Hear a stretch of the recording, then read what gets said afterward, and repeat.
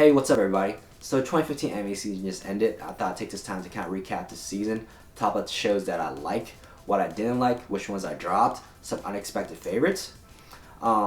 Keep in mind these are all my personal opinions, so if you have your own thoughts on the subject, comment in the section below. So I watched so many shows this season, so might be covering stuff a little bit too quick just to get through them all. If it feels rushed or anything, my bad in advance. So I'm just gonna start randomly reviewing series. I don't have a list or order in mind. I'm just gonna pull stuff out of hat. Alright, so first up we have Aoharu no Machinegun. The story revolves around this girl, Tachibana, who everybody thinks is a guy just because of the way she dresses. Anyway, she has a strong sense of righteousness and justice, but due to some misunderstanding, she ends up in a duel against her neighbor, and it's not your typical duel. It's not some hand-to-hand combat fight or anything like that. Now, that's just too typical. Every other anime does that. What they do is they fight with airsoft guns in a game called Survival Game. So our hero Tachibana loses the duel, and she ends up joining her neighbor's survival game team, which is called Toy Gun Gun. Awesome naming sense, by the way. So then the show kind of revolves around Tachibana learning more and diving deeper into his world survival games and coming closer to her teammates. This was an unexpected favorite, I seriously gotta say. Like, the action scenes were pretty top notch. And we're talking about airsoft guns here, man. We're talking about like paintballs or something like that, you know? But it's definitely cool. Like, the action will get you hooked. But with that said, the show kind of climaxes around episode 8. And then it probably could have finished at episode 9. So it starts off really good. It just takes like this steep nosedive. So I have to rate this show like somewhere between decent and good. Like, it's definitely watchable, but it just kind of climaxed too early. So now we have Overlord. Overlord is a cool show. It kind of has that Sword Art Online, Log Horizon type of feel to it. Maybe more Log Horizon, but like a PG-13 version. Like PG-13 version though. Yeah, so it's the same old kind of cliche story. We have the main character, the MC, playing this virtual multiplayer online game. He tries to log out, and when you know, he can't log out. So he's stuck in his game. Virtual reality becomes his new reality. And of course, he's like the top player in his game too, so he's pretty damn overpowered. Like, homeboy is way too elite. The MC is a demon king, for crying out loud. A freaking demon king. Which isn't a bad thing. I actually kind of like overpowered MCs. Like, they show you how badass they are from the start. They establish that dominance, you know? So our MC isn't your typical MC. He's more like an anti-hero. He doesn't really care about life and death. He's kind of more about his own selfish gains, which there's nothing wrong with that, you know. But what I don't like is how our MC looks. Like, when the heck did Skeletor get his own show? Homeboy is just bones, man. Ugliest looking MC I've ever seen. I only watch it because of the action. The action is top notch. Like, there are really good fight scenes. And because of this video game element to it, they're always like casting spells in their fights, like level 10 spells and like using magical items of the sword. So that's really cool. And there's also this like mystery element to it too. Like, how did he get trapped in this game? Are there other people in his world that's also trapped in this game? Or we gotta find somebody that's strong or stronger than him later on in the series? Like, it definitely keeps you guessing. It makes you want to watch more. I'm really hoping for a second anime season. There's some manga out, but I don't really read mangas. So I'm really hoping for a second season. So speaking of video games, we have God Eater, which is based off a video game. But I never played the game, so I don't really know much about the show. Which I like, because I don't want to go into a show knowing what happens already. Like, talk about major spoiler. What's the fun if you already know what's going to happen, right? Anyway, so the story goes, humanity's driven to near extinction by these monsters called origamis. Origamis? Origamis? Sorry, really bad pronunciation. But they're these like huge, giant monsters with like many different variations of them. Think Terra from Mars, those ants from Terra from Mars, something along those lines. And the only way for humans to combat these monsters is with a weapon called God Arcs. And the people who wield these God Arcs are called God Eaters. And that's where you got the title. Bam! Made sense now. So the story falls around Lanka, this new type of god eater. Like he has a second generation god arc, which can basically transform from like a short range like sword to like a long range gun, and vice versa. That's all cool and all, but it's all about the female character, Elisa. For the win, best girl, you damn well know it. It's not your typical anime style, like they definitely switched it up. It looks totally different from like your normal anime that you see, which is pretty cool. It's nice to see them switch up every once in a while. The fight scenes are awesome, be warned. They're super gory though, but it's cool. It's like 300 type of gory, you know? Like action-packed-ish. I was definitely hooked onto the show. I watched every Saturday, and when there were like production delays and I didn't get my God Eater that Saturday, I was raging like, where the it's my show. As I said earlier, it's not your typical anime. It passed that 12 episode run and still continuing on, so which is awesome because I love me some God Eater. Doesn't sound right. Anyways, it's an awesome show and it's still airing. Alright, what should I do next? Charlotte. Let's go with Charlotte. Charlotte was an unexpected favorite for me. Like, it's an Easter egg full of surprises. Like, I thought I got trolled by how good it was. Let's start with the animation style. Like, you would think, just based on the appearance of the characters and everything, you would think it's some like Saturday morning kiddie cartoon show. But no, it's way more than that. There are just so many elements to this series, like so many plot twists and like unraveling of major secrets, and like every time I thought that I was gonna drop the show, it pulled me right back. Probably like three times I was thinking about dropping this show, and in those 3 episodes, like something big and major happened that just like sucked me right back in. It's definitely like a sleeper pick. There are just like so many things going on. Like, there's comedy, right? There's light tension. There are super powered fights. The show goes really dark and depressing for a second, and then there's like a crazy yandere chick out of nowhere. It just came in from like left field. This show seriously got me engaged to the end. Like, I just watched it straight through, and it has like a real ending too. You know, with most animes, like when they end, it's not the true ending because the mangas are still going on, so it's kind of like this ambiguous ending. But now with Charlotte, you will get real closure, like book sealed. That's the end. That's that. It's a really good show. Definitely check it out if you have the chance. Number 1 sleeper pick. That's all I gotta say. Okay, a boring world where the concept of dirty jokes doesn't exist. First off, that's a really long name for a show. Second, that's your whole plot right there. That's what this whole show is all about. That's the synopsis. Third, I can't believe I admit to watching this show, but I did. It's everything you expect it to be. It's completely over the top. So many sexual references and jokes. Like, so many innuendos. It's just so many. It's pretty censored as well. I'm not talking about those like Star Wars light streak censors that you see in like To Love Are You. I'm just talking about like audio censor, like and more beeps. This show is definitely in line for like college kids or something, you know. It's not for little kids. It's not for way mature adults. It's just some college frat dudes that just want to have a good time and laugh with something like that. By the way, this is our main character, and yes, that is underwear on his face. I don't think I can show you anymore without getting banned on YouTube. It's just to that extent. So if you want to watch a show about a boring world where the concept of dirty jokes doesn't exist, this is for you. You see what I did there with the title? Pretty smart, huh? Working season 3 to be exact. So if the anime series has a 3rd season, you know it's good. It's just common sense. Why would they give it a 3rd season if it's not good? So it's good. We're done with this one. Next anime. Just kidding.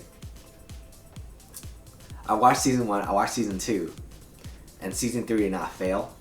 It's a nice, wholesome comedy that's based in a family restaurant.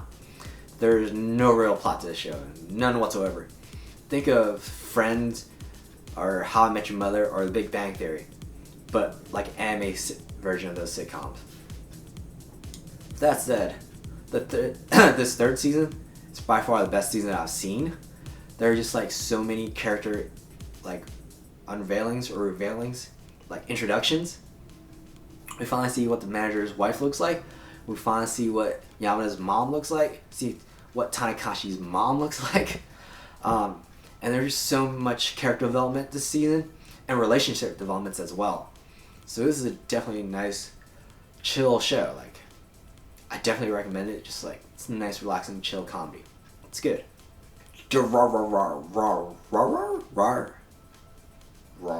So this is the continuation of the second season, the second arc of the second season. I'm confusing myself a little bit over here. So I kind of have mixed feelings about the second season. Like, there were so many characters introduced, and there's already so many characters already established in this show that I just get confused. Like, I'm not sure who's who anymore or what's what. And I don't feel like going to Wikipedia and searching who's who again, right? The first season did this awesome job of going to each character's backstory and then like tying it all together for this like bigger, larger picture.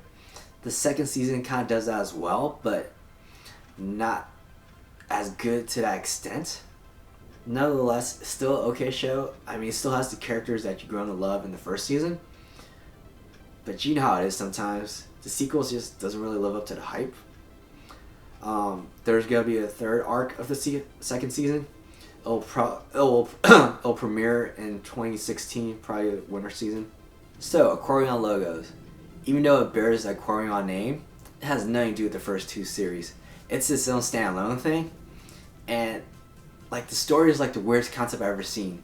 So basically, these Japanese words, kanji, comes to life and becomes monsters. It's up to the Aquarion squad to get in their mechs and beat down these kanji monsters. It's like if the words in the dictionary became a monster, and it's up to like Power Rangers and their Megazords to go and beat up these dictionary words. I don't know. What else was there? And the main character. Oh my god, the main character is like so emotionless. I just can't get rid of this dude.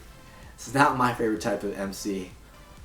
The emotionless. Like, it's cool for like a harem to have one of those emotionless, you know, chicks, but for the main character, nah, it's just not working. So this show is definitely aimed towards like a younger crowd. I have to say, like a Saturday morning kids type of crowd. It's not for adults or teenagers. So Dragon Ball Super. Not Dragon Ball Z, Dragon Ball Super. As a Dragon Ball Z fan, watching a Toonami as I grow up, I gotta say this is a poor excuse for the Dragon Ball. Like, Dragon Ball GT is 1,000 times better than Dragon Ball Super. That's saying a lot, man. And I probably should have known too, because of the way things happen in Dragon Ball Battle of the Gods. If you watched it, like, there was no build-up, there was no climax, there was no ending. It was like the worst Dragon Ball movie that I've ever seen. Resurrection of F was way better, like 1,000 times better. That was actually pretty good. So Dragon Ball Super is basically the TV extended out version of those two movies. Starts out with Battle of God and then it goes into the Resurrection of F. So there's hoping that it might get better once it gets to the Frieza arc, but I dropped this show like a long time ago. I dropped it at episode 4. Like, I don't know what happened. I think they changed production studios or something, because episode 4, the animation just went to crap. Like, it was an embarrassment, man. Seriously. Such a disappointment. Wiz is not pleased. So, as like a Dragon Ball Z fan, growing up watching Toonami, I can't recommend this show. Like, it go against my morals to recommend this show. It's just that bad. Alright, so Rokka, Raised with the Six Flowers. First off, that's a pretty long name. So that was really cool, clean animation style. Something different. It looks like something that came from an art book. It's really nice. Definitely super nice. Super clean. So legend foretells about this upcoming revival of the Demon King. And there are 6 warriors chosen by fate to defeat the Demon King. So what happens when 7 show up at the rendezvous point? we get this anime clues game, basically, of who's the imposter. 12 weeks. 12 weeks of trying to figure out who's the fake brave. I really love that element. Like, it keeps, that definitely like hooks you in and keeps you like engaged in the show, because for 12 weeks I was just trying to figure out like, who the heck is the fake? And at the end of the show, when it finally reveals who it was, who's the fake, there's like, oh dang, I didn't see that coming. Unless you did see it coming, then you are the next Sherlock Holmes, because you're that good. I didn't know who it was, by the way. My game, I guess, was way off. But no, it's totally a cool show. I highly recommend it. And there might be like a second season too, I'm not sure. Just because of the way things ended. Like, this whole show, it's about the Demon King, right? But this whole series it's basically revolved around who was trying to figure out who was the fake brave. So it might segue into like them actually fighting Demon King now or something. Or maybe in like another imposter shows up. I don't know. It's pretty good. I highly recommend it. It's another unexpected favorite of the season. Unexpected pick of the season. Alrighty, so we have Castletown Dandelion. The show is about this royal family, and the king decides to have like a general election where the people of the country vote for the next king or queen from the royal family. So it's kind of cool. And then there's like this element that's thrown in where each member of the royal family has like a unique power or ability. Like, one can teleport, one can fly, one can multiply or clone herself. So it's kind of cool. And you would think with the premise, like, they'd be fighting for the throne, like, Empire? But it doesn't really take that dark turn. They keep it super lighthearted, like, super light, super PG. There's no, like, siblings fighting each other. There's no underhandedness. There's no plotting behind each other's back or anything like that. It's just, like, a really tight-knit family that's down to do anything for each other. It's not really about the election much. It's more about like each member of the family just having fun with it, I guess. So it's definitely geared towards that Saturday morning cartoon type of vibe. If you want to watch a show with like nice wholesome fun with some very cute moments thrown in every once in a while, this show is definitely it. I would kind of rank this under Working though. Working's like here, and then Castletown Dandelion right here. That's how I would rank them. Snow White with the red hair. This show was like a major disappointment. I think I just had too high of expectations or something for the show. But then again, my expectations was based off like the anime poster. I didn't like watch the trailer or read the snaps or anything like that. Like I said before, I like to go into these anime series just fresh, not knowing anything. But with that said, this show is like so bad. Even though it bears the Snow White name, there's nothing really Snow White about it. Except for me, like the first episode, there was a poison apple. But that was it. That was it. There's like no evil queen, no witch, nothing like that. And you already know what's gonna happen too. We already know that red hair Snow White is gonna get together with the prince, our handsome, charming prince. You already know, bro. We already know what's gonna happen. But the journey to get from point A to B is like a flat line. There's no like climax. There's no excitement. There's no adventure. There's no love rivals. There's no comedy, there's no tension, there's no fighting. There's just nothing in there. It's just like a flat beeline to it. There are other shows where it's worked, like Maid-sama or like Suzuka, you know, where you're on a roller coaster of emotions through this journey, even though you already know that they're gonna hook up together. But this show just wasn't that. It was just boring. Dropped, man. Dropped. To Love Are You Darkness.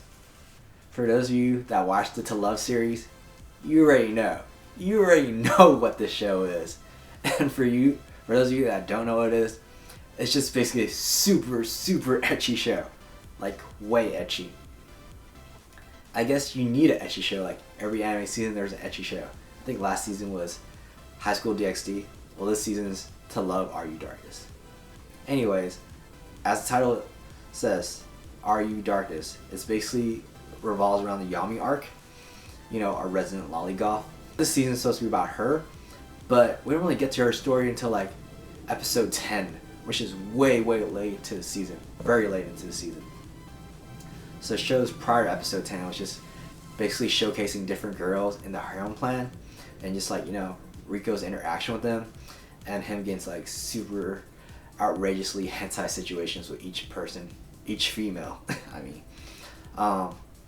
it's what you expect from the love series. You're gonna see white lightsabers like everywhere, all over the screens and stuff. So this show's basically borderline anime porn. You're down for that? Sure, buddy. Alright, now we have Ushio and Tora, and I dropped this show. Straight up. I just dropped this show. It was way too formulaic. Like, so repetitive. So the story goes, kid finds out there's a old family secret in the basement. He goes to the basement, checks it out, finds this like beast spear, which basically like gives him the ability to kill yokais or like supernatural monsters basically. And then he partners up with this like legendary yokai, Tora, Ushio and Tora, get it? Partners. Anyways, so each episode they just basically fight a different yokai, and that's about it. Like each episode is just like a different yokai that they fight. There's like a kind of overarching story to it a little bit, but like his supposed dead mom is still alive, so he kind of goes on a journey to find this mysterious mother that we never seen before. But that's it, you know. Along the way, different yokais. Each episode, different yokai gets whooped. It's kind of it. It's just way too repetitive. It's definitely aimed towards like a Saturday morning crowd, like young kids or something like that. I couldn't watch it. It's dropped. So we have Actually I Am, which is really, really similar to like another series, Everyday Life with Monster Girls, which is also aired during the summer season. So I get these two like confused all the time just because of how similar they are in genre. So they're both like a harem love comedy, right? And they both have like the MC as a normal human being, but the girls that surround him are like these supernatural monsters or so. Like for Actually I Am, we have a vampire, we have an alien, we have like a werewolf, devil, stuff like that. That's it. The show was like, it's just okay. It doesn't really like move me or anything, or it's not that super funny. Like there were funny moments, but I never laughed out loud. I never had that LL moment. So it's just, I don't know, it's just decent. I don't really have much else to say about it. Like I watched it through, but wasn't entirely intrigued. It's just watchable or passable. That's probably how I rate it, passable. So let's talk about the other show now, Everyday Life with Monster Girls, which is, I believe, way better than Actually I Am, even though they're kind of the same like series basically. Also, you know, same thing, normal MC surrounded by a bunch of monster girls, but there's like so many types of girls though. I mean, so many types of chicks. It's like a super mega mix of harem. Like there's zombie, there's cyclops, there's mermaid, there's like a snake or Medusa type, you know. There's like half woman, half arachnid. There's like a heartbeat. Just so many. Super ultra mega mix.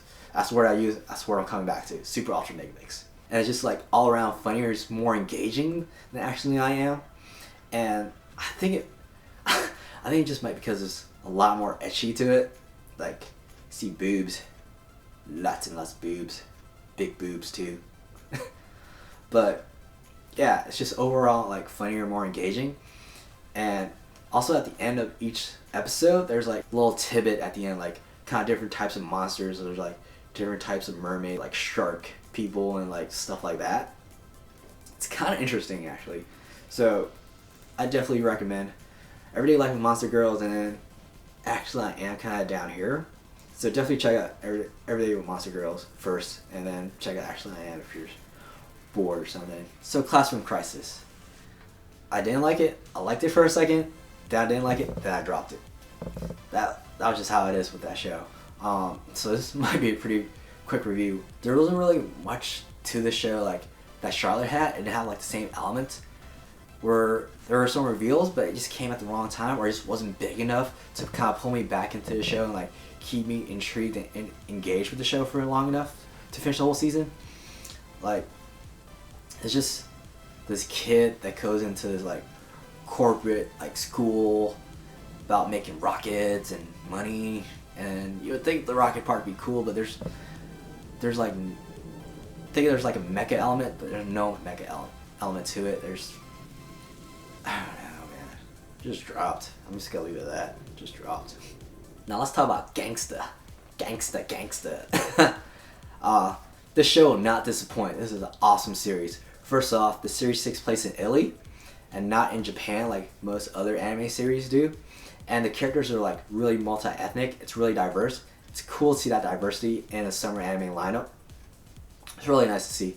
And there's a lot of action. Lots and lots of action. The fight scenes were really, really top notch. There's like swords, there's guns. They got them, bro. They got it all. So the story kind of revolves around these two central characters, Nick and Ward. They're kind of like handymen. They just kind of do odd jobs in this like mafia underworld. And oh yeah, there's also a prostitute that they picked up, Alex. She's kind of a central character as well. Yes, there's a prostitute. You heard me. Yeah, and then there are these people with dog tags called Twilights. And after 12 episodes, kind of hard for me to even explain Twilights. I'm not quite sure myself. But there's basically like these people with enhanced like senses. Like they could hear better than most people. They can more sensitive to smell. They have unreal reaction time. But for whatever reason, they're inferior to normal humans. Think of like X-Men, something along those lines. But it's awesome to see when like these two dog tags go against each other in like a fight, like a B5 versus a B3. It is in descending order or ascending order. I forgot which way. But a B5 ranks lower than a B0. Okay? So it's awesome when they like do crazy matchups like the B5 versus A0, which is like, you know, like that. And the fight scenes were just, like I said, really top notch. You will not be disappointed in the show. It's definitely, it's a little more mature, I would say, like PG 17. Or is it NC 17? NC 17, yeah. But no, it's a really good show. Definitely definitely check it out if you can. Let's talk about Prison School. So this show became like an unexpected favorite for me. Like, I didn't know what I was expecting with a name like Prison School, but this show is super funny. So story goes, there's these like group of male students. They're the only male students on campus because like the school recently converted from an all-female school to become a co-ed school. So there's the only dudes on campus. And due to like a peeping incident, they're thrown into this like prison school that's isolated from the rest of the school. And it's and the underground student council is in charge of this prison school. Not student council, underground student council. It's like a whole different thing. The underground student council, especially like underground student council president, doesn't really like these boys, and they like want to kick them out. You know, keep the school pure, like with just females, like how it used to be. So he's like planning to like have these guys expelled, and along the way, you know, a bunch of like funny incidents, and there's like overall etchiness. Like you don't see boobs, but you kind of like teases you. It's like a etchy psychological mind melt. That's what it is. Like it teases, makes you want to see more, but there's not. But it's like super funny, and there's the fact there's actual plot to it. Like underground student council trying to kick these boys out, but these boys, you know, they don't want to get kicked out. They want to stay in, and then with their own like perverted ideas of how school life should be, like with all these women surrounding them. It's really good. I'll actually rate this like higher than Love RU, and it's a boring joke. It's a boring world. It's a boring world where Terry jokes don't exist. Name is so damn long. But yeah, Prison School, To Love, and Boring World. Alright guys, last series on review. First of all, thanks a lot for staying with me through this whole review process. I know there's a lot of shows and a lot of reviews. Alright, so let's get into it.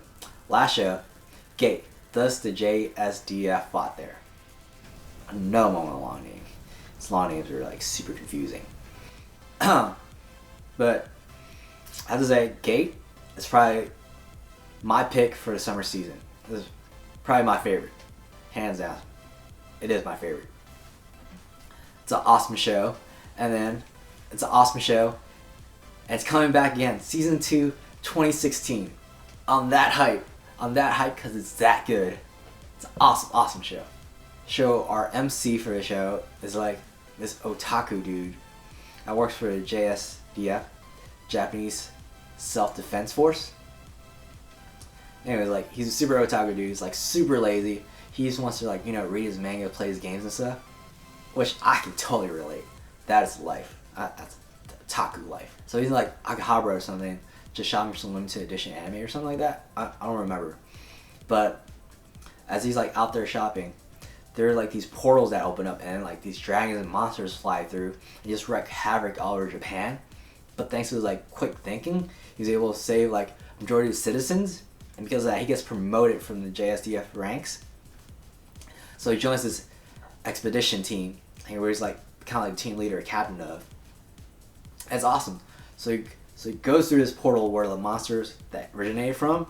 We got this land full of castles, and we got elves, and we got lollygoths, and we got mages. Just think Game of Thrones, but anime form. It's freaking awesome. There's an awesome mix of action and adventure. There's like lots of comedy. There's a harem element to it. There's a harem genre, which I really like. I love harem genres. That's my thing, yo. And it's coming back for a second season. I can't find the right words to describe how awesome this series is. It's really good. Definitely watch it. It's my personal #1 pick for the summer 2015 anime season. Well, that's it, guys. Thanks a lot for keeping up with me for so long. I know it was a lot of reviews. I'm super parched and dry. So the fall 2015 season is about to start. I'm probably gonna review that soon too. So stay tuned for that video whenever that gets up. Alright, Ninja Shake out.